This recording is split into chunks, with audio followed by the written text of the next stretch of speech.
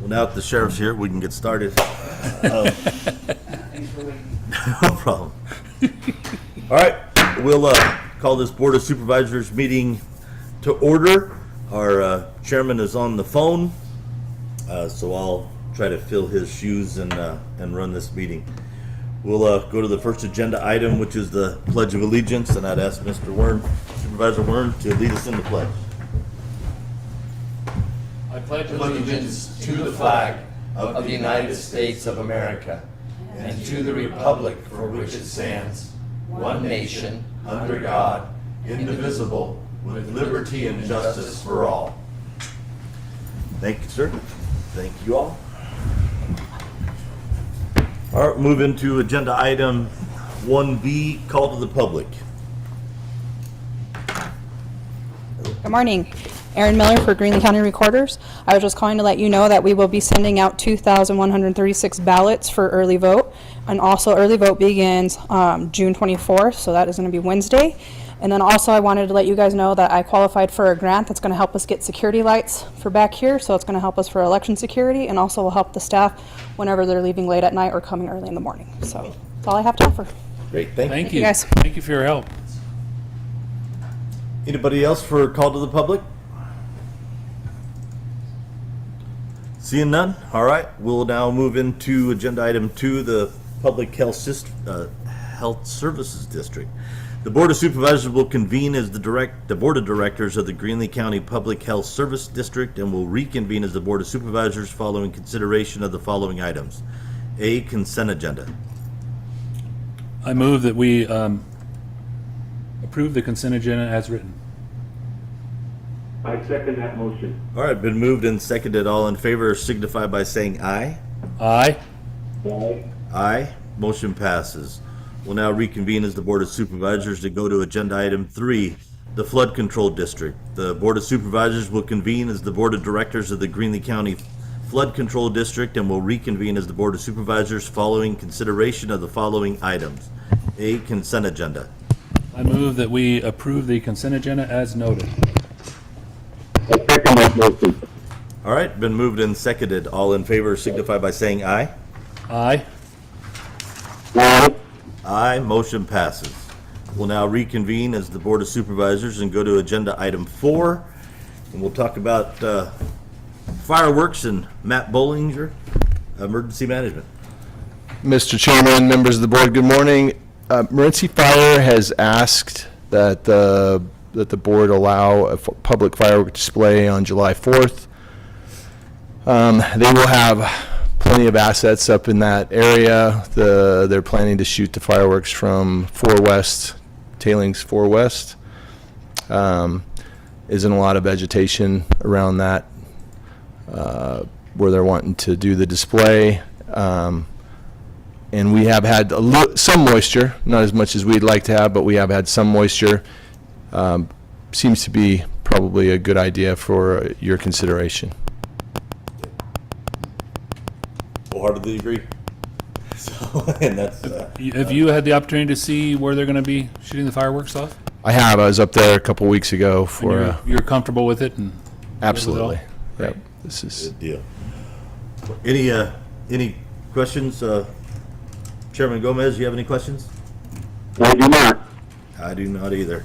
I'm looking forward to watching the fireworks on the 4th. So I'd entertain for a motion. I'd make a motion that we allow a public firework display by the Morenci Fire Department on July 4th, 2026 at the 4 West Tailings area with appropriate fire suppression resources on site. And I'll second. And I second that motion. Excellent. All right, it's been moved and seconded. Any further discussion? Hearing none, we'll proceed to vote. All those in favor signify by saying aye. Aye. Aye. Aye. Motion passes. Thank you very much. thank you. Thank you, Mr. Bollinger. All right, we'll move into agenda item 5. Originally, we were going to have to table this, but it sounds like we're okay. So we'll, Tony Hines or whoever's going to present this multi-purpose tractor for the ball fields. Good morning, gentlemen. How are you guys? Good, How are you, sir? Good. This is JT, Mayor.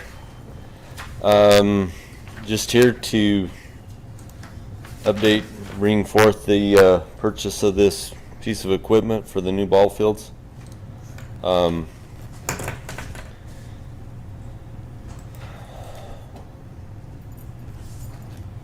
With the purchase of this tractor and also the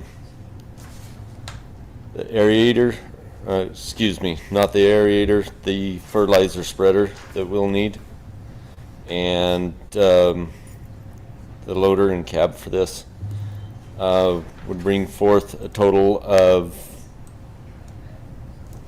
$36,785 and 0 cents. And this is our Sourcewell supplier. Through Bingham Equipment, right? Yes. But through the Sourcewell contract. Mr. Chairman, if I'll clarify, I think I understand this, but you correct me if I'm wrong, JT. We had originally considered purchasing a different, smaller mower, but this will be compatible with the one we're already agreed to purchase, right? Yes. So that we can stock one set of parts as opposed to two. Right. We can use them interchangeably and so forth. Makes Yes. sense. Okay. Any questions? Nope. So those parts can be used interchangeably and used between all the facilities for us too, right? Yes. Great. I'd like to make a motion that we approve the multi-purpose tractor for the ball fields through the Sourcewell contract in the amount of $36,785 and 0 cents Can be added to. from Bingham Equipment Company. All right. Good. All right. Do I hear a second? I second that motion. Mr. Chairman, Yes. may I ask the motion be amended to include that the purchasing vendor is a Sourcewell vendor, which is a cooperative purchasing vendor. That'll help us in our audits. Okay. So So amended? we amend that so that it's purchased through a Sourcewell vendor in the amount of $36,785 and 0 cents. Thank you. Mr. Chairman, would you accept the amendment? I accept the amendment. And maybe a re-second, please. And I second that. No, you made it. I made it. Yeah, you may. I second that motion. Okay, good. All right, motion's been made and seconded. Any further discussion? Hearing none, we'll proceed to vote. All those in favor signify by saying aye. Aye. Aye. Motion passes. All right, good. gentlemen. Thank you. Glad to Thank get you very that one much, done. JT. Thank you. All right, we'll move into agenda item 6, Derek Rapier, County Administrator. Thank you. I guess we'll talk about item A first, 6A. Put a period on this and pull up my correct item.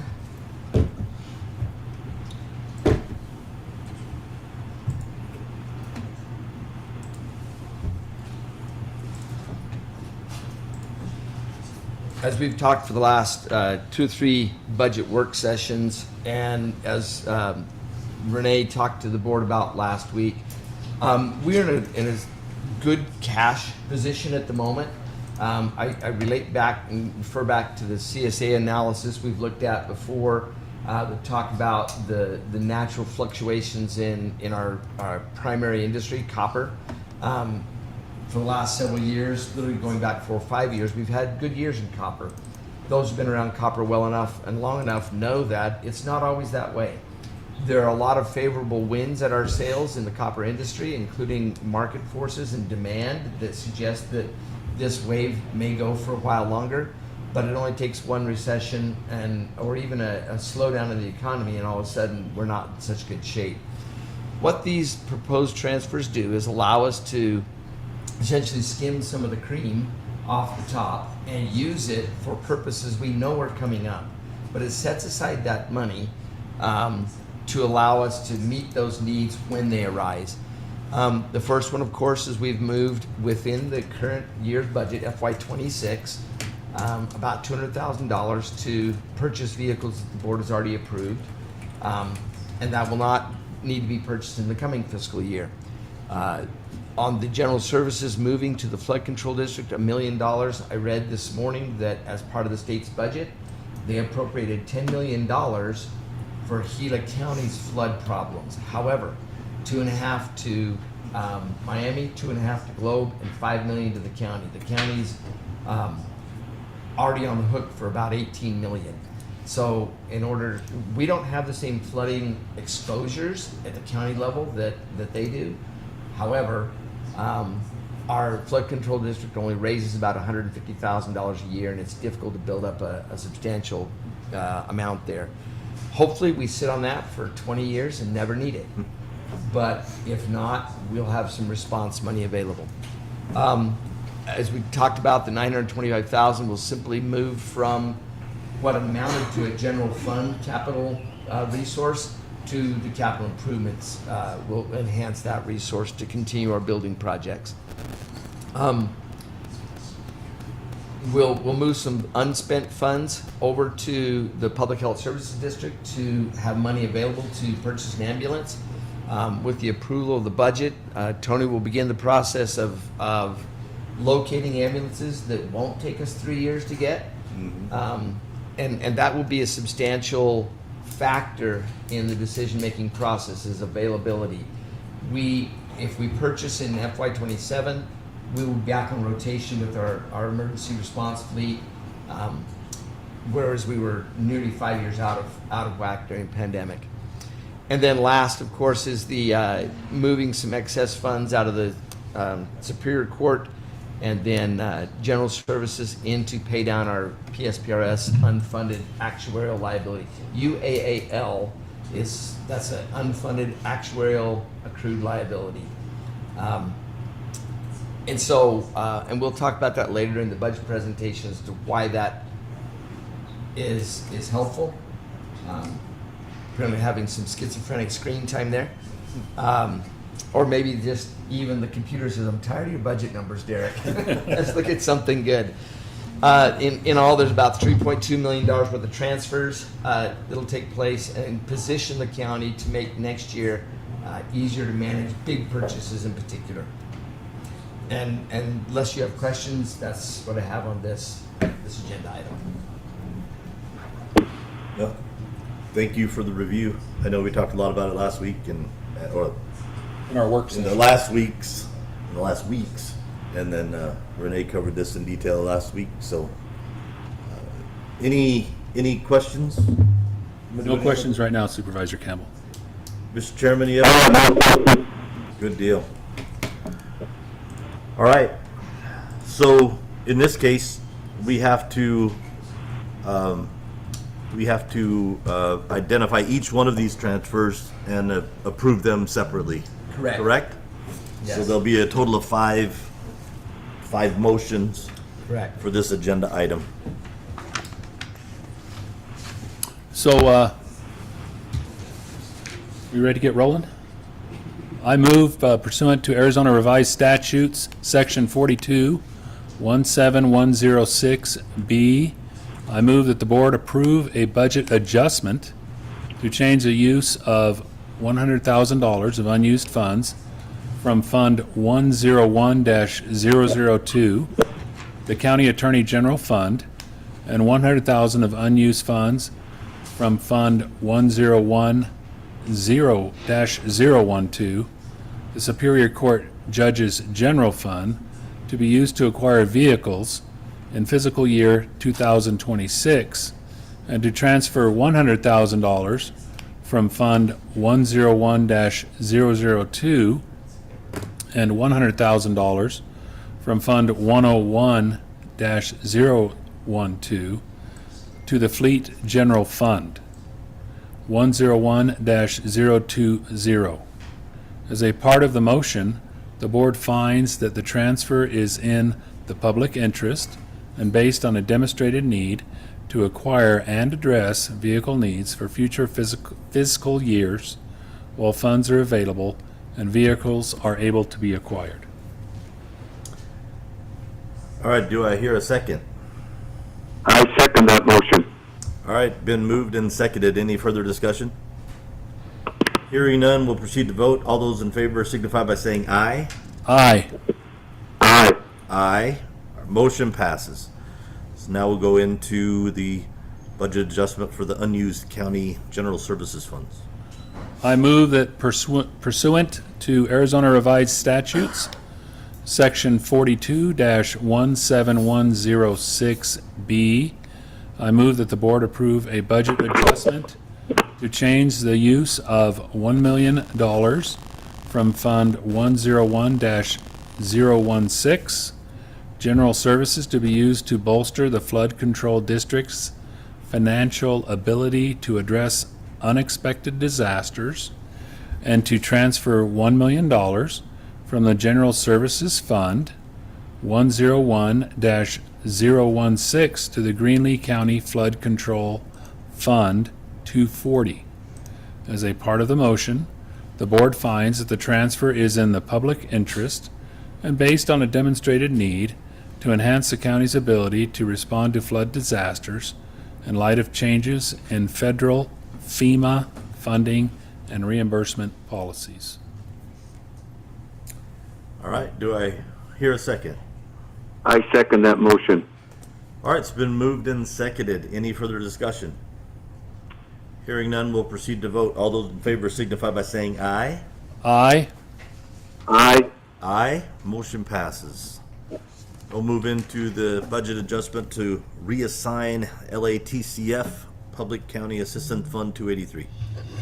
I move that pursuant to Arizona Revised Statutes, Section 42-17106B, I move that the board approve a budget adjustment to change the use of $925,712 from Fund 283, the LACTF Source General Fund, for capital projects from general fund uses to be used for capital improvements, and to transfer $925,712 from Fund 283 to the Capital Improvement Fund, Fund 802.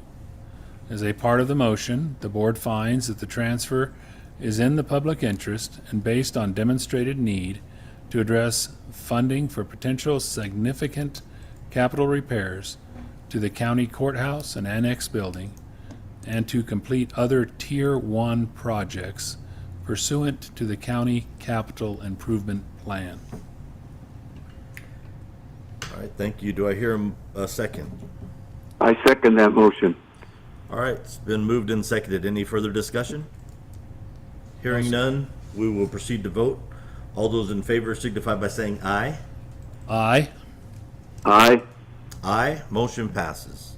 All right, we'll move into the budget adjustment for the unused sheriff funds and unused ground maintenance funds.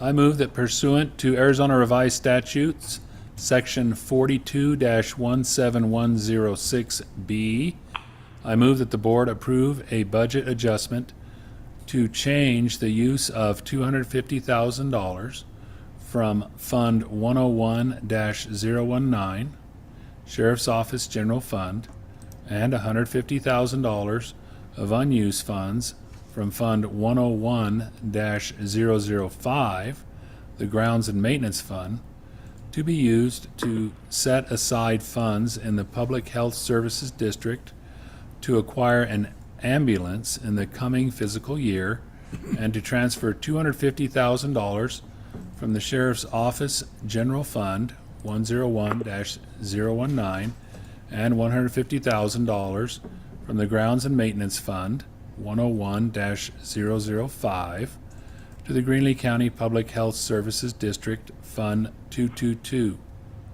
As a part of the motion, the board finds that the transfer is in the public interest and based on a demonstrated need to enhance the county's ability to efficiently acquire an ambulance to rotate out the county's older and less reliable ambulance, and to maintain the ability to respond to medical emergencies across the county. All right, well, do I hear a second? I second that motion. Okay, it's been moved and seconded. Any further discussion? Hearing none, we'll proceed to vote. All those in favor signify by saying aye. Aye. Aye. Aye, motion passes. All right, we'll get into, I think, the final one. Budget adjustment for the unused Superior Court judge funds. I move pursuant to Arizona Revised Statutes, Section 42-17106B, I move that the board approve a budget adjustment to change the use of $50,000 of unused funds from Fund 101-012, Superior Court Judges General Fund, and $650,000 from General Fund Contingency Fund, Fund 101-085, to be used to pay down Greenlee County's unfunded accrued actuarial liability and to transfer a total of $700,000 from these two funds to the PSPRS-UAAL Fund, Program 102, for the purpose of paying an additional contribution toward the county's unfunded accrued actuarial liability,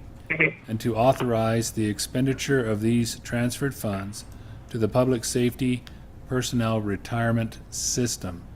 As part of the motion, the board finds that the transfer is in the public interest and based on a demonstrated need to address an increasing unfunded liability due to wage increases over the actuarial assumed wage increase over the last 3 fiscal years, which, if not addressed, will create increased employer contributions and ever-increasing budget constraints in future budget years.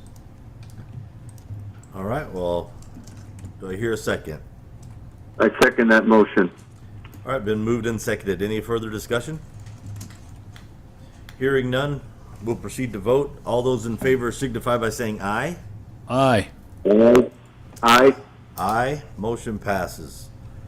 All right, well, that's all the motions for the budget transfer. We'll now move into agenda item 6B, which is consider adoption of the fiscal year 26-27 Greenlee County tentative budget.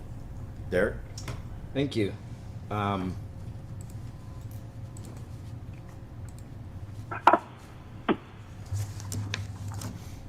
let me bring up our. There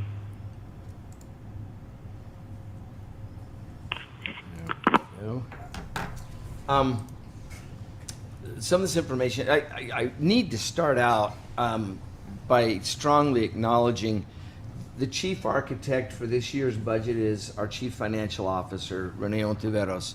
I was able to review his presentation to you last week, and in addition to an outstanding presentation, he highlighted some of the key components of not only this coming year's budget, but also what we need to be looking out for on the horizon. And we'll talk about that a little bit when we talk about wages and inflation. But with any organization, most organizations, the number one cost driver is personnel. And he highlighted that very effectively in a discussion with you last week. So some of the information in this slideshow I will move through fairly quickly because you've heard it several times. Please slow me down, stop me, ask any questions you wish as we go through it. This would be a bit of a 30,000 foot view of what we're accomplishing and the underlying principles of how we construct budgets and how this board has consistently, conservatively adopted budgets so that the county's in strong financial position. The law requires the budget process to go in 2 steps. The first is a tentative budget, which the board adopts. Once that's adopted, that's our upper limit. We can't come back later and say, oh, fooled you, we're gonna raise taxes and raise our budget. So this will be the cap on what we do. It then is required to be published so that people can have a look at it. Not the entire budget. You've been given copies of about a 20-page document that shows all the different budget numbers. It's the budget summary that is published in the paper along with tax rates and a notice saying that it's going to be adopted on such and such a date. With those things, the public can look at it, comment. Full copies of the entire budget will be available here, online, and also at libraries, so that people can come and look it over, comment, and observe. One of the things that we continue to do, and this has been a priority for several years, is we're going to use one-time money for one-time projects. That still prioritizes our capital expenditures in such a way that we're not building programs, but building things that will benefit programs and benefit our constituents for decades to come. The shift to the LATCF funds in the current fiscal year will help, for example, address those needs. Many of our one-time projects will come to a conclusion or come to a near conclusion. In the fiscal year, we were able to close out some of those. Some of what we ran into in fiscal year 26 was procurement delays. As you'll recall, we went through over a month-long process to try and acquire lights for a field in Duncan, only to have sources come up in the last 24 hours before the board decided. But we burned about 6 weeks in that process. So we've learned some lessons on how to acquire things and how to acquire them more effectively. And so we will continue to try and focus our efforts to make our purchasing efficient. Once we get things purchased or the decision made of how we proceed, we move pretty quickly and nimbly. You'll recall that we were debating on how we would move dirt at the fields at the fairground. And as we were debating and stewing and trying to figure out how to do that, our road crew finished up their work and said, hey, we're available. And they began to push the next day and get that work done. We'll continue to look at capital projects that give a positive long-term cost benefit, things that will lower cost. Looking, for example, on our building here, we're going to be looking at the plumbing, looking at the air handling, so that we're not doing a constant patchwork of repairs on capital projects. We have built into the budget the ability to receive $400,000 of grants that would affect the general fund. Now we know, for example, that the sheriff's office is acquiring grants. The one that our recorder mentioned to us this morning, excellent job for obtaining that grant. But those are what we call special revenue grants. Some grants, like United Way and others, actually drop right into our general fund. And so we've created the capacity to manage that so that if those funds become available, we can spend them. One of the tenets of public budgeting is you have to have both the cash and the budget capacity to spend money. This gives us expanded budget capacity. We've always lived by this principle. We don't spend what we don't have. And we have several triggers and fail-safes built into the budgeting process so that if, for example, revenues drop, we can adjust and say we will slow down our spending. We won't fill vacancies. We will not buy non-essential equipment, those types of things. But that has enabled this board to consistently adopt budgets that are, in our favorite, former supervisors' words, that are sustainable. I was sitting in a manager's meeting when one of our sister counties said that we have got to find new revenue sources. Otherwise, we're going to have to curtail our spending. And I thought, that sounds backwards. You see what you've got, and you adapt your spending to what you've got. For me, as just the way we do things, that sounded so backwards that you say we got to find more ways to raise money. As Renee pointed out, our budget is lower than last year. It's a slight decrease over 26. That is largely due to moving our remaining LATCF funds over out of the general fund into the capital improvements fund. There are some other minor adjustments that have contributed to that as well. This has also affected a somewhat decline in our overall cash position. You'll recall unexpectedly that during COVID, we budgeted so conservatively, no raises. The next year, I think we gave a 1 or 2% raise, but we were very, very conservative. Meanwhile, unexpectedly, our revenue shot through the roof. In one year, I think it was 63% over projections. that created a cash bubble for us that we've been chewing away at intentionally and in a mindful way that uses it effectively over time.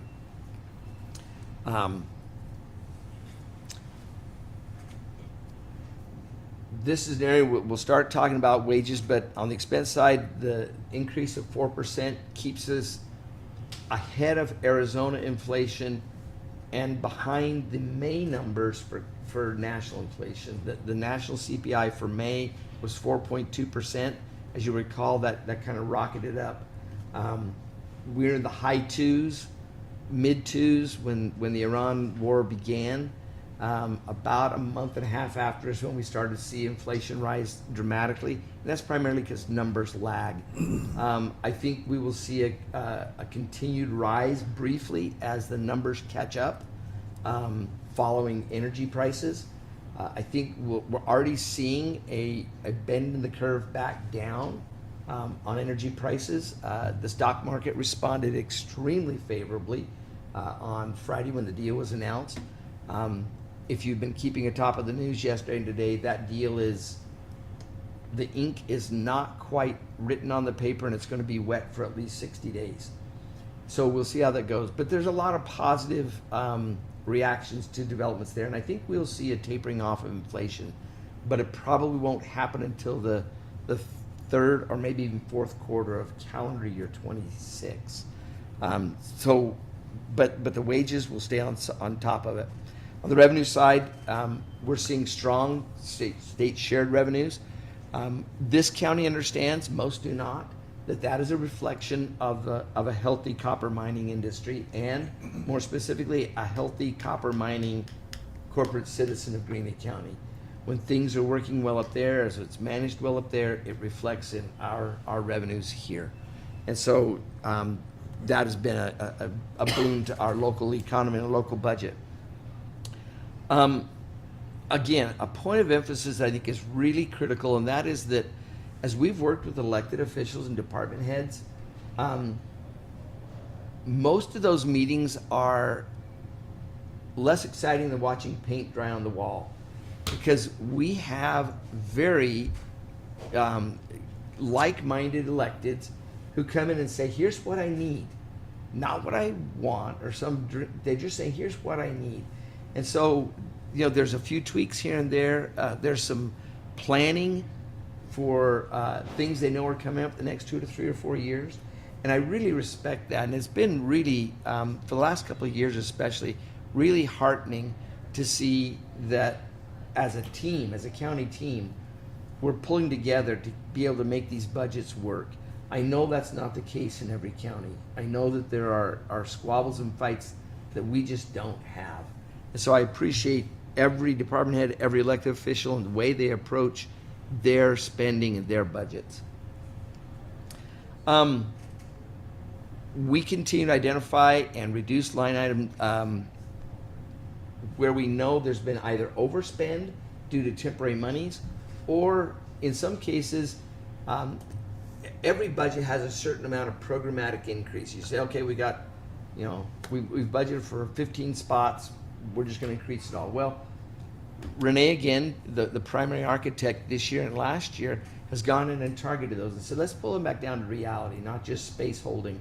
And so that's allowed us to be more accurate in our budgeting. And that will help us in our forecasting in future years as well. The budget reflects actual wages for positions. In some cases where new positions have been approved, we've taken the midpoint and budgeted for that. Knowing that it is likely that those positions will be filled by entry-level folks that don't command that high, but that gives us the cushion to be able to manage it. One of the things that has made a huge difference is expanding our procurement options, particularly in the areas of vehicles. Some things like our heavy equipment leases still make a whole lot of sense. The way we use them, the way we maintain them, the way we rotate them in and out has allowed us to get top quality equipment at essentially a fraction of the cost. We are learning some tough lessons about documenting on procurement, thanks to the Auditor General. And we are correcting those so that as we acquire things, we can recreate for auditors as to what we did and why we did it, and that we were following our own procurement rules. But being able to look more creatively and more expansively at procurement has saved the county a great deal of money. Wage increases. This is an area where I think there's maybe a yellow flag that we want to be aware of going forward, primarily because wages do constitute such a large portion of our overall budget.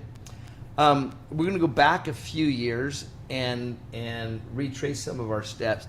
If you went 1 year further back into 21 and 22, in 21 we held wages flat. There was no wage increase at all. In 22, I believe we raised wages by 1 or 2%, taking a very conservative approach. We simply did not know what the world's going to look like during and post-pandemic. Some things recovered very quickly. Other things, like the best example is ambulance purchases, it didn't recover. It was just, and we still see little wrinkles in the supply chain that I'm sure that particularly those of you who work at FMI probably see it as well. Some things you can get, some things, it's an interesting thing, but literally only within the last 2 to 3 months can you start to get shoe polish at Walmart. Now that may seem a small thing, but it represents one of those things where the pandemic had such an impact that some of that stuff, suppliers simply went offline. I read that industrial aluminum manufacturing almost completely went completely unavailable in response to tariffs, because almost all of the aluminum imports, particularly aluminum alloys, were coming from Canada. Those things take time. But in 23, we began to respond. And so in an effort, particularly for those that are entry-level, lower wage earners, the board did not want them to be hurt. And so we did this hybrid thing where everybody got a certain amount, a dollar amount, and there was a percentage amount, which resulted in the highest wage earners with a 2.8% increase below inflation, and our lower wage earners at about 10%, just a hair under 10%, to stay well ahead of inflation. Inflation was at 8% that year. The next year, there was 5% wages, and this was an attempt to try and keep up with and stay ahead of and make up some ground for inflation. So we were about a percentage point ahead. You'll see when we talk about our unfunded liability for our officers, that came back and bit us somewhat. But nevertheless, for our workforce, we were able to stay ahead of inflation. Their dollar had the same buying strength as it did pre-pandemic. Again, same thing in 25, went 5%. Inflation turned out to be between 3 and 4%. At the same time, you'll recall that interest rates, there was this big struggle, started in 25, an argument between the White House administration and the Fed to lower interest rates. The Fed has remained staunch that they needed to keep interest rates high to keep a lid on the economy. The biggest economic problem coming out of the pandemic was not supply chain, it's that the government dumped trillions, well, into billions of dollars into the economy. They gave everybody money to spend, and we did. So whereas before you said, well, I can't afford a $5 Big Mac, so they said, well, good, here's $10. Oh, I can buy the $10 or $5 Big Mac. All of a sudden it became 7 or 8. Too much money in the economy will create inflation. Interest rates are a way to keep some of that M1 money supply at bay in an economy. But inflation didn't tame in 25. It was still in the 3 to 4%. It began to drop at the end of 25 into the high 2s. The goal was always the low 2s or 2%, which is textbook perfect inflation. In fact, you even see that in things. For example, we get 2% increase in our property tax if nothing changes, simply to reflect that that normal textbook inflation. By 26, the board approved a 3% wage increase, annual inflation at the end of April of 26. So, most of the way through our fiscal year was as high as 3.8. Again, this is primarily war related. Some of it is lingering tariff stuff. But most of the tariff bubble has worked its way through. Refunds are on their way to suppliers. Nevertheless, we stayed at 3%, slightly behind inflation. Greeley County has done more to keep their county workforce above inflation than any other county in the state. As I gather, as county managers, we talk about this frequently, particularly in the spring as we're developing budgets. Greeley County's been able to stay above it and be aggressive so that our employees don't lose ground. In fact, we've often said that we know we're not wage competitive with our citizen on the Hill, but we offer a bunch of intangible or soft benefits that make employment in Greeley County attractive and by and large quite stable. Over the last 8 years, we have not matched, but we've closed some of that gap with the private market. And so that our soft benefits along with increasing wages have made it in county employment much more attractive. And in certain targeted positions, we've been able to pay market wages to bring in the personnel that we need. What does this do for us? It allows a stable workforce. Hiring, retraining, losing people, doing it all again is expensive and it's costly. So when we considered the 27 wages, inflation was at 3.3%. The month before it had been at 2.9%, and it jumped from the 3.3 in March up to 4.2 on a national basis in a single month. That was almost completely energy related. And then you saw the beginnings in April of that energy cost hitting the grocery and other consumables market. They call that core inflation. You can't get turnips to the store without hauling them in a diesel truck. And a diesel over $6 a gallon, it shows up in your turnip price. You'll see that the inflation rate, they don't have April. I assume they don't have May for the Phoenix area calculated. Phoenix was at 3%. Some of that is because we already had high fuel costs. Arizona is in the top tier. Actually, they call it the 1A tier for fuel prices. You'll see on the coast, particularly the Northeast and California, Washington, Oregon, the highest fuel cost. Arizona is just behind that. Fuel blends, some regulatory issues we have with air quality cause us to always be high. But we also know that the Phoenix market does not reflect the rest of Arizona particularly well. For example, if you go to Phoenix, you got to put expensive gas in your car to get there. And we of necessity as a community go that way. We also pay more for things to be delivered out here. We run into it often when we're purchasing things for some of our capital projects. The cost of mobilization is a palpable factor that we have to figure as we figure in the cost. What does that all boil down to? I think 4% was a good number. The board chose well there. We're going to stay ahead of inflation. I think we'll continue to see a slight rise of inflation over the next couple of months. It appears that if things stable out, and there's a lot of both local, political, as well as economic pressure for this war to be solved. There's global pressure for the war to be solved. There's a G7 summit going on right now, and my suspicion is that the whispers in that room, they're saying this has got to end. So I think we'll see a topping and then a beginning of the drop, so 4% should do well. The caution is the sustainability. We've made it almost a byword and a bit of a joke, but the truth is, as we look, as staff has looked at our cost versus our revenue streams, we probably cannot sustain 4 and 5% forever. We will simply have to bring ourselves back to the textbook or normal rates of inflation, which are generally in the 2 to 3% range. Otherwise, and the biggest reason is, that's the next slide, is if you buy a building or a tractor, you buy it once, and then you use it for 50 years or 20 years or 6 years or whatever. You buy a wage, you buy it every year. And if you buy it and you pay 4% more this year, you don't go back 4% next year. You can. Those are extremely painful to do. Once you increase the workforce, you don't pull it back unless you simply make the intentional decision to not fill vacancies and so forth. So I would say as a red, or as a, not a red flag, but a yellow flag, we watch this going forward. particularly as we watch inflation going forward.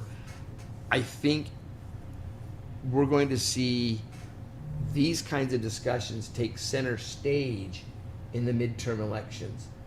And should either one or both of the U.S., the Senate or the House change, the entire script about economies and policies and what we fund and what we don't fund will change.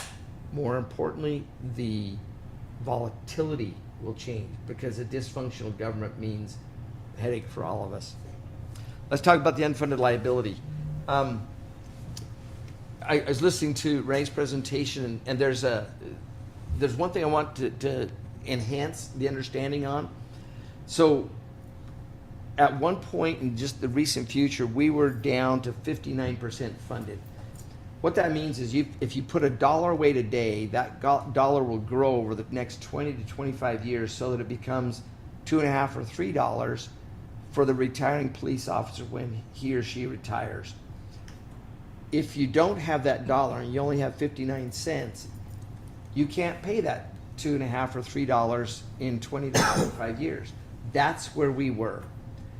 Unlike any other county, except Graham, they did it a little bit differently than we did, but only 2 counties paid cash to bring that $59 up to $1.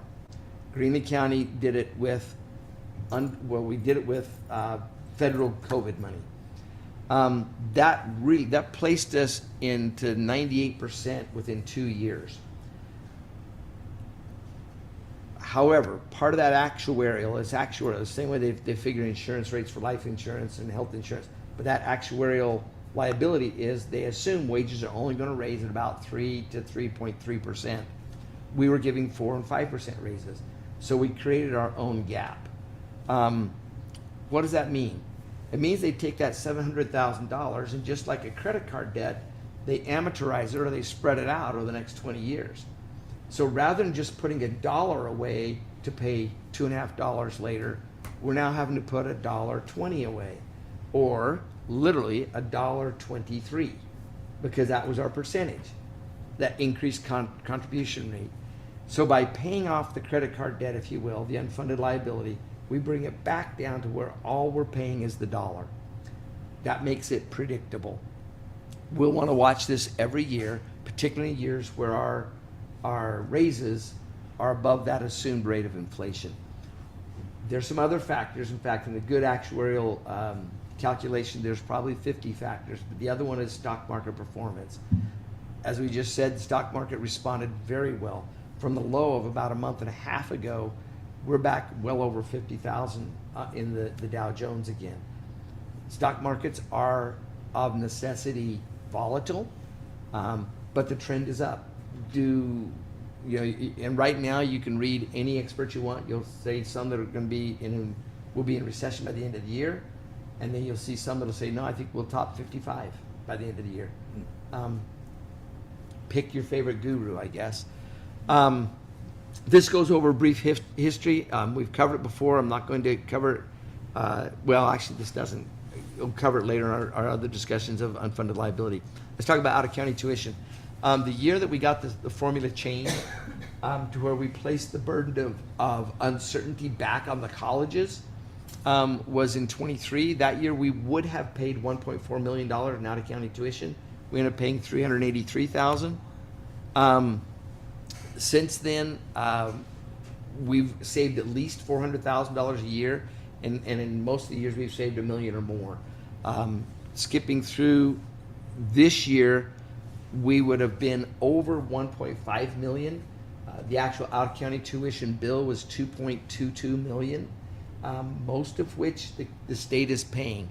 Our total bill would be 191,000. We would have been paying well over 1.5 million. That creates tremendous structural flexibility in a budget when we're not having to pay that out every year. Like I say, these structural things, those two in particular, the unfunded liability and the out-of-county tuition, allow us to make our budget sustainable and flexible as revenues, fall and rise. When I wrote this, war in the Middle East was still unsettled. It's more settled today than it was even, 3 or 4 days ago. But it does look like stability, looks like it will return. If you believe those who are speaking on behalf of this agreement, it should set up long-term stability in the region. One thing, for example, there's a fund set up by the neighboring countries of $300 billion, I think it is, essentially for war reparations, but only if Iran behaves in a way that is stable and not threatened to their neighbors. But we'll see. Fuel costs. We were just in Washington last week, state of Washington, and a lot of prices right just a hair under $6 a gallon for regular unleaded. Diesel prices were at $6.50, $6.75. I think those will start to come down, at least from the things I'm reading. Obviously, we want to pay attention to what elections do. We just found out that there will be 10 items on our November ballot to vote on. Some of those will have economic impact. Some of them are political. We'll see. But there's instability. You've heard me before. I don't like instability. You can tell me everything's terrible. As long as it's going to be terrible consistently, we can plan for it. Or wonderful. But up and down and whatever tomorrow's news cycle brings makes it difficult to plan. But nevertheless, those are the yellow flags we want to pay attention to. In 26, our shared sales tax exceeded our projections by a healthy amount. Our half-cent sales tax remained quite stable, and I think it'll end up being just slightly above projections, but stable. And then, although they're on the rise, our sales tax revenue from the state has been on a predictable rise. We see it remaining that way, particularly some of the fundamentals. I was in a meeting with the community partnership quarterly meeting with FMI, and some of the fundamentals they talk about bode well for our local budget as well. They passed a budget. I guess they got the final vote Thursday or Friday. A lot of shenanigans right at the end, but they passed it. I'm still filtering through, CSA is still filtering through all of the particulars, but most importantly, we didn't get harmed.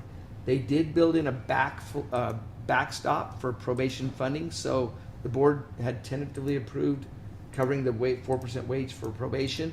We can cover that now because there will be funding for what we did last year. Let's see. Oh, we talked about there was, we've made the adjustment to add $5,000 for the Superior Court judge and make adjustments because those filter down by percentages to our justices of the peace as well. So those are in the 27 budget. We've already accounted for that. That won't hit us as a surprise mid-year. Let me make one more comment on the state's budget. Importantly, there are 3 funding sources that make up about $1.2 million in our budget. One is they still give us $383,000 in out-of-county tuition subsidy, which is helpful, but we could live without it. 2 is we receive elected official retirement support. So that was a fund that at one point was only 32% funded. The board and the legislature has done some things that will cure that problem over time.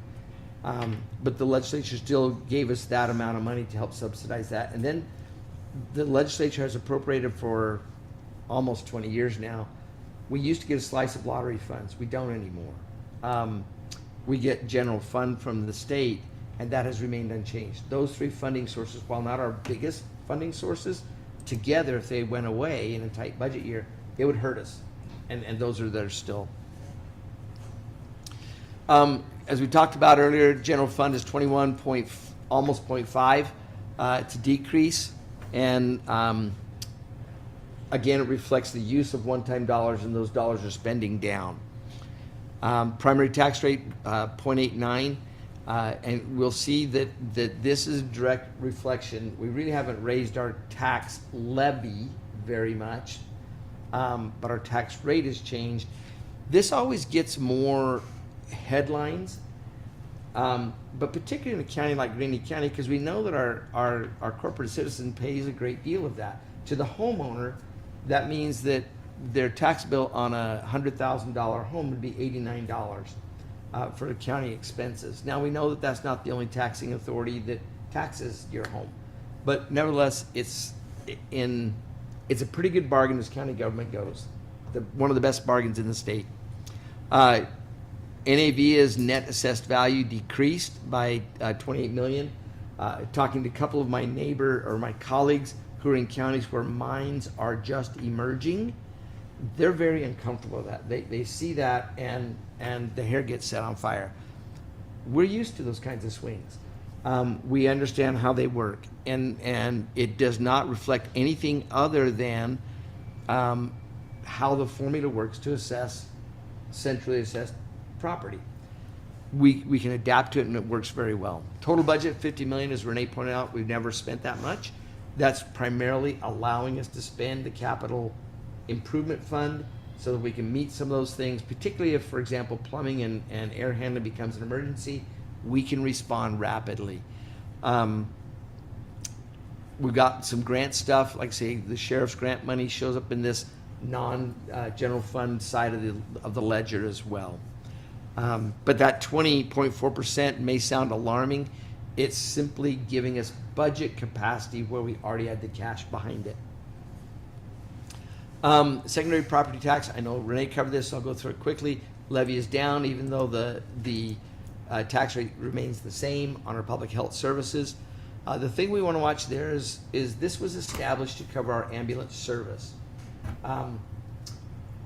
We've run it in excess for many, many years. That is coming closer. We're spending most of what we raised through that tax. So we'll want to examine that going forward.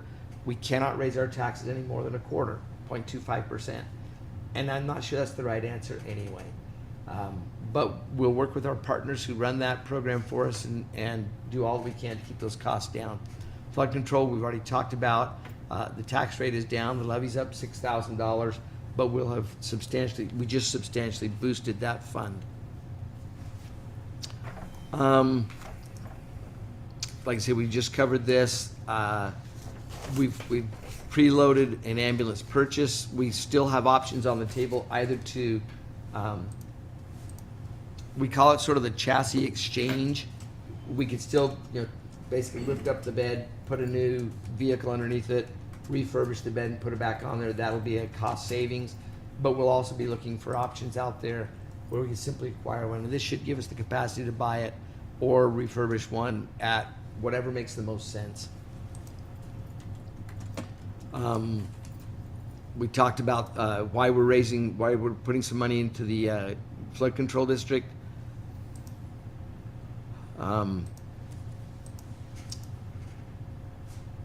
Our primary tax rate, the truth in taxation rate, we have not exceeded that in well over 15 years. I think we've only ever done it once, maybe twice. But there's no need to. Our shared sales tax are coming in strong. We monitor that. As you know, you get an update on it. You'll get another one today every single month. We keep track on that. We have fail-safes built in so that we don't accidentally find ourselves cash-strapped when we should have been watching, because our cash position is affected greatly by that shared sales tax revenue portion. The combined rate will go up from 1.29 to 1.33, really 1.34, or about 4%. Again, that's that inverse relationship of NAV and tax rates.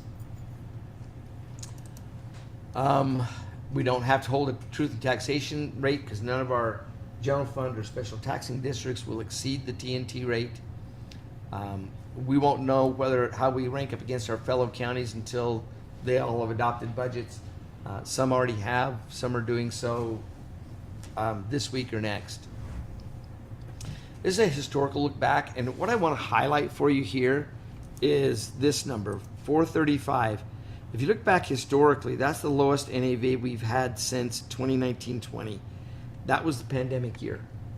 So, and you'll see it was on a drop there. We've had a drop since a high of 496, I guess 515, What does that mean? Again, it reflects in a higher tax rate. It does not result in a higher levy. And that's one of the things where most of our constituents, they see tax rate, they don't translate that. Well, what does that mean for how much money is raised? We're not raising tons of extra money. We're simply spreading the tax burden out differently when the NAV goes down. You'll see as well, this is one of the the highest tax rate we've had in 10 years. The levy is about, it's only a couple $100,000 more than last year. Combined, again, we're up a little bit. As the dynamics change on assessed value, we may see this ebb and flow a little bit. I think we will probably still be one of the 2 lowest combined tax rates in the state, even with a slight bump. But that's where we're at historically. We've gone over this before. You're familiar with our capital improvement plan. We do this to help us target and prioritize where we spend our capital dollars. We developed about 5 years ago a tiered plan where we didn't just throw everything on the board and see what stuck, but we say, here's what we want to try and actually accomplish. Our tier 1, this is going to be difficult to see. It's kind of crunched so I can fit it on the slide. But these are the projects that we've placed in tier 1. Those that are going to take the highest priority are going to be driven primarily on necessity. So we're going to continue the projects we've already got going. Some of those numbers have come down from where we originally put them because we've actually spent dollars and accomplished much of the project. This is the same list that you approved in work session about a month ago. The ones I would say keep an eye on are evaluate the jail water leakage, the AC handlers, and the plumbing. Those are the ones that are unknown as we evaluate. They may jump to the head of the line because we've got to fix, keep ourselves in good repair. But that, like I say, that's the same, and some of these have funding. For example, that landfill, we're going to be doing the landfill C&D cell this year. But we have money from the soils program that we've been holding on to and not spending, so that we've essentially got that very large hole in the ground already prepaid. One of the things we want to do looking forward is to adjust our landfill rates so that we can not only pay for current operations and not lose money, which we've been in the black for several years now, but we also need to put away some money for the next C&D cell. Those are expensive holes to dig. Our tier 2, which are ones that we're trying to develop. Again, this is the group that you approved about a month ago. We've got some money. For example, the sheriff just got some funds for digital records for the sheriff's office. The cost of digital record storing has gone down dramatically. When we first looked at this, we were talking about tens of thousands, if not $100,000 plus. We're now looking at a program that would annually cost us probably less than $5,000 to do this stuff. So, yay AI, yay technology increases. These are our next tier. Sometimes we'll move a project off. Let's say, for example, our plumbing is in perfect shape, and we don't need to worry about that. We may move something here off tier 2 up into tier 1. Our tier 3 projects are more aspirational, looking further down the road. Some of these were always, for example, we fielded some questions just in the last 6 weeks or so about the blue road yard, and can that be done? Other things, as we look at the aging old courthouse, if we ever have an earthquake up here, we may be needing to build the third floor annex right away. Who knows? But those are things that are more aspirational, more out 3 or 4 or 5 years we'd look at, or even more. As Renee pointed out last week, we keep essentially $5,000. Some would call it a rainy day fund. It's not a rainy day fund as it's typically used. This is money we set aside that we do not budget. So we're not going to spend this. And then we have very specific triggers we'll talk about in a minute. And we have to adopt a policy that's on your motion today to be able to reserve this. Otherwise, we couldn't keep this money available to us. It's about 23% of our general fund budget, or about not quite 3 months. If all of our revenue sources stopped immediately, we could keep the doors open for about 3 months. Of course, none of those revenue sources stop. We have probably the highest property tax collection rate in the state, so that's coming. This would supplement us until we could get to either an election or something else. But we look at this to help us wean down for about 2 years, because that's how long it takes to get a ballot question to the voters if we needed to. If we look at our revenue, if it drops below $400,000 a month on our state shared sales tax, and we raised that from $200,000 to $300,000, we're now at $400,000. Why? Because overall inflation requires us to look at that. But essentially, we look at it. If it falls below after 1 month, we're going to say, we may come back to the board and say, look, we're not going to fill, we would ask you not to fill vacant positions, or we reduce non-essential spending. And so we start to taper down our spending. Unlike our neighboring county looks for more money, we say, what do we cut? If it continues and we hit 2 or 3 months below 400,000, then we're going to start looking at cutting positions, even though they're not vacant.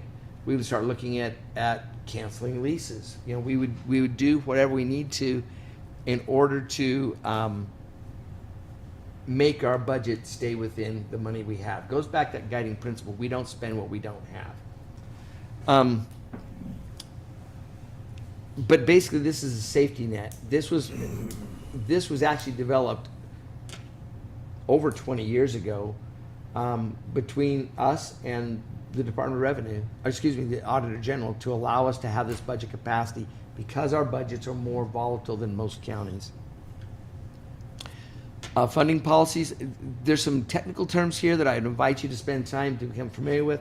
The annual required contribution, the ARC, is our current funding, that dollar now for 25 years later, plus the actuarial unfunded liability. That's how much we're required to pay every year.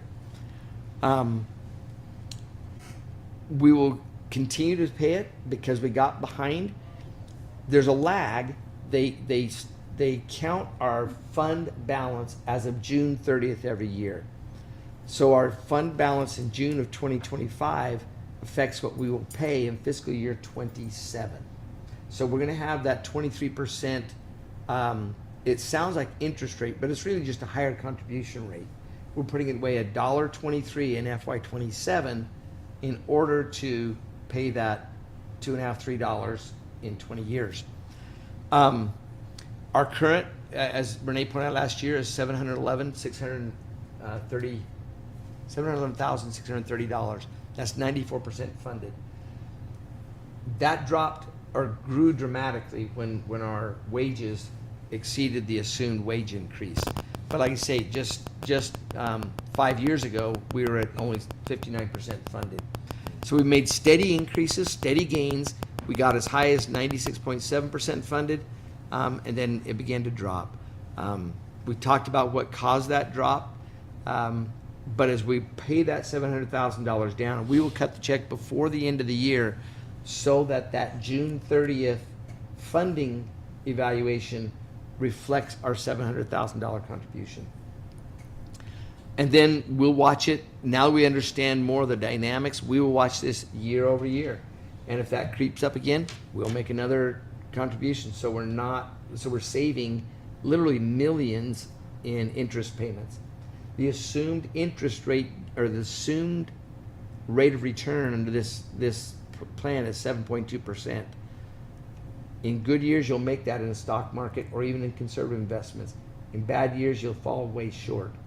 And so we'll watch it every year to see how we're doing. So on July 1, we'll be at like 98, 99%? We're at 7-Eleven. If we're at 7-Eleven now, we pay 700. But I mean, obviously that number keeps growing. But I'm just curious. We may even be at 100+%. All right. We won't know that until November. Okay. That's when they'll finish their calculations. The new sheet will come out late November. Is when we'll see it again, and that will then affect our contribution rates. But yes, we should be at zero, near zero. Yeah. Any one of those other 50 markers may be moving because the stock market may be really great by in a week and a half. We may be at 106%. Better to be at 106 than at 94, dropping below 90. 59%, right. Exactly. So, but this talks about the timing. We've talked about this. We've improved our position, the industry standard, and I'm not sure this is still the industry standard. They used to be 80%. That's probably lower than it should be, but we're going to be well above that.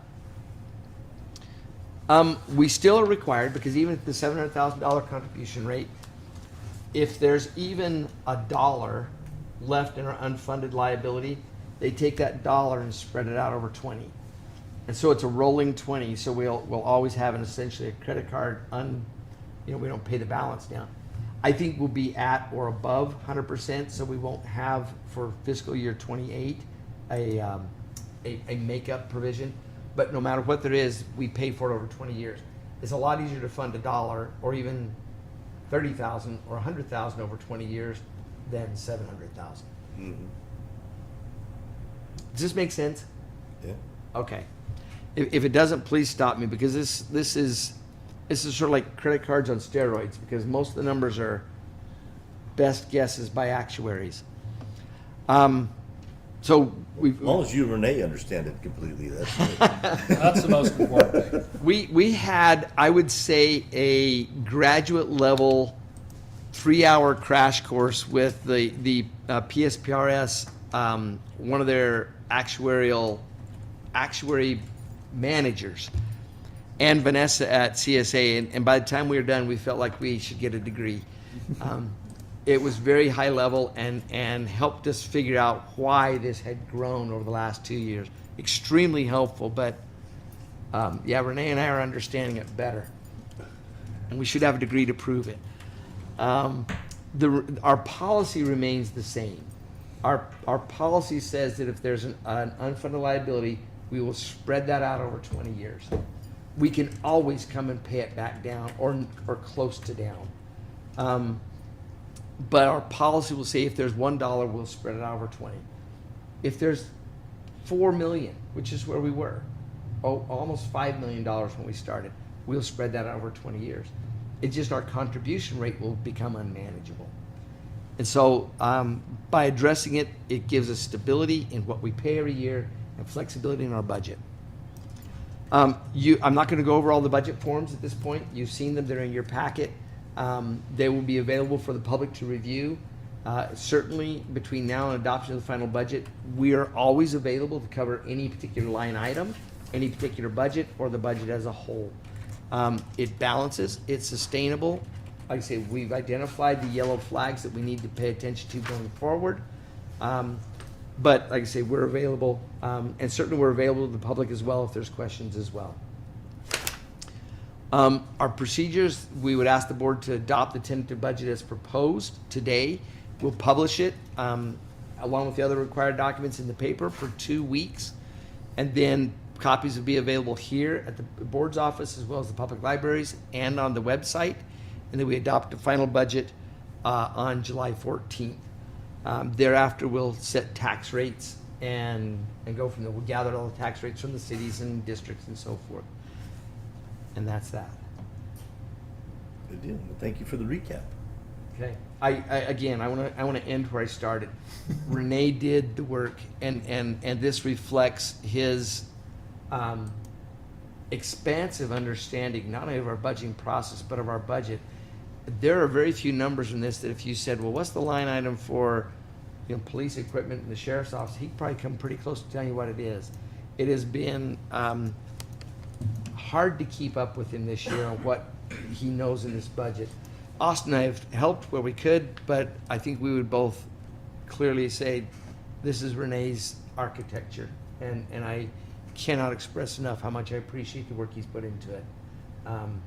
In a year where there were a lot of moving parts, none of it stopped. By the way, while going through not one but 2 audits, and that is a substantial amount of work. More work this year and last year than it has been the last several years. And so I extend my personal appreciation to Renee Ontiveros for his work. So thank you. Good job, Renee. Excellent.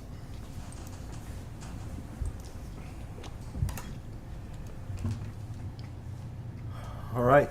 So with all that, now we'll take action on 6B to approve or adopt the tentative budget, I would entertain for a motion.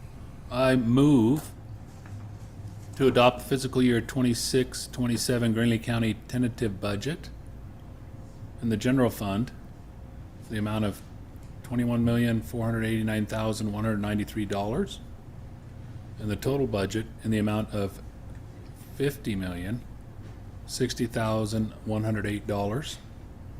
The motion includes the budgets for the flood control district in the amount of $1,951,216. The public health services district budget in the amount of $3,094,623. The unassigned fund balance policy and the public safety personnel retirement system pension funding policy, and the capital improvement plan, which may be amended by assigning projects to various priority tiers at the time of final budget. A public hearing to take comments from the public regarding this proposed budget will be held on July 14th, 2026. All right, with that, I'll entertain for a second. I second that motion. All right. The motion has been made and seconded. Any further discussion? Hearing none, we'll proceed to vote. All those in favor signify by saying aye. Aye. Aye. Aye. Motion passes. All right, well, we got a tentative budget. It's a good deal. Thank you for all the hard work. Thank you all. All right, we'll move into item 7. Derek, the county and state budget and legislative issues. I'm going to start briefly. This is a chart you're well familiar with. We'll start here. Basically, I've changed the colors to sort of highlight. You'll see that this is our county sales tax revenue. Things have been turning positive in the last 3 or 4 months. The column on the right is year over year. So this year over, that should be 26 over 25. I'm sorry, I haven't changed my heading. But that's where we were, what we got in any given month over last year. The column to the left is a 3-year average of what we received. And so even that is turning positive on this area. We've trended up the last 3 months above projections. So we've actually been above projections for 4 months now. This last month in May, we received $160,000. You'll see over here that represents our average is we were at our projection, slightly below, and we're trending up in this fourth quarter. We said 1 month to go, but you'll see even more importantly down here that we're about, if June comes in the way that the rest of the months have, we'll end up with roughly 13 months worth of money where we projected $120,000. We'll end up with about a month extra.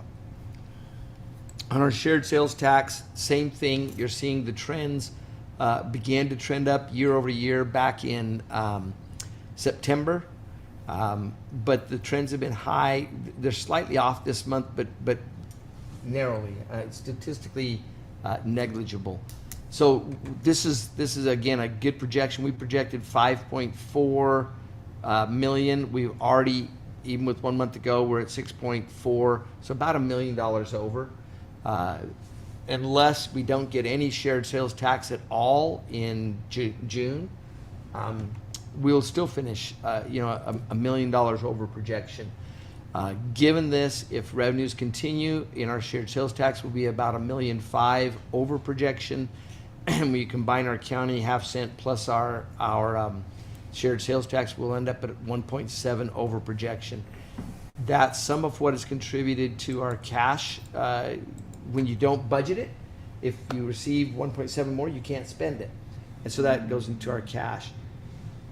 That gives us lots of cushion going into future fiscal years. So we were nervous about bumping up to a $6 million projected sales tax, but the revenues seem to support that. Again, this chart reflects only 2 of the 3 months out of the last quarter, but the trends have been high all year long. And so, right now, we're above last year's average of 544. So with that, our actual is about 581 per month when we projected 450. We're projecting 500 or 550? 500. 500, right, for next year? Yeah, so it's only a $50,000 increase in our projection. Yeah. But it allows us, I say, we'll have both cash and budget capacity. Conservative, so that's good. Conservative, yes. Any questions on our revenues? Nope. Okay, I was tempted to throw up a slide. I'm not going to because we're still going to do a lot of analysis. But CSA has done their first flyover on the legislative sine die. 2 points I would like to make that I think we keep an eye on. One is the legislature left us by and large alone. They funded probation. There are some fundamental things that were very helpful. Where we don't know is that there were cost to agencies. Some of that is going to pass down. I believe as Vice Chairman Campbell made the comment last week, now we wait for the unfunded, right? They say, we're not taking any money away from you, but now you've got to do this new task. Oh, and by the way, there's no money to do it. I think you're going to see more of that in schools rather than county and local government. Cities will take a little bit more on the chin than we do. But we've got to keep an eye out. And we won't know that for a couple of months. And some of the stuff we won't know. For example, ADEQ may raise fees for landfills or other things. And we won't see that for a time. But I think by and large, they held us fairly harmless on the budget. The other thing that we want to watch is that there will be 10 different referrals to the ballot. There's at least 2 right now competing citizen referrals or citizen initiatives to go on the ballot as well. One is from they're both on empowerment scholarship accounts. One is from a more conservative, if you will, that want to maybe put some soft guardrails on it. And the other's a much more clamped down. You could be, for example, under this second one, permanently disqualified if you go out and spend money on lingerie. How lingerie got through the system on is shocking to me. But if you did that under this new citizen initiative, you could never apply for those funds again.